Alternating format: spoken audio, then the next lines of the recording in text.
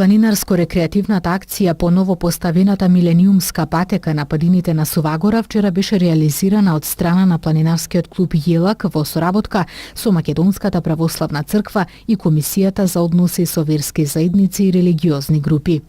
Убавото време и есенското сонце беа мотив плюс планинарите и рекреативците максимално да уживаат во шаренилото на природата од овој крај.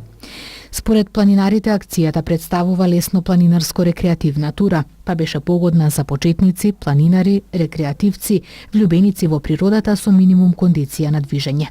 Меѓу нив, дел од овој убав настан беа и поискусните планинари од планинарските клубови Јелак и Тетекс од Тетово.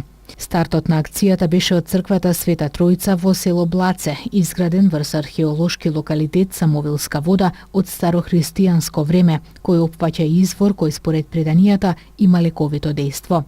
Веднаш потоа учесниците ја посетиле црквата Света Петка во атарот на село Стенче, сместена на рид од 880 метри надморска висина помеѓу селата Блаце и Стенче.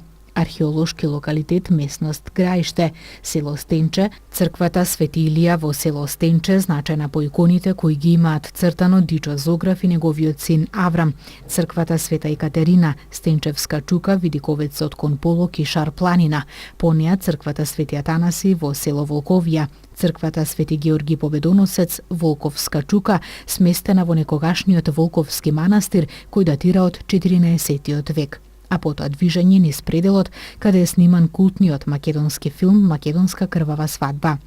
Целта на турата беше црквата Света Мина во село Волковија, каде беше послужен ручек за учесниците на маршот. Пред истите се обрати митрополитот Тетовско-гостиварски господин Јосиф, кој исто така беше учесник во акцијата. А незиното реализирање беше по повод јубилејот 1000 години Охридска архиепископија.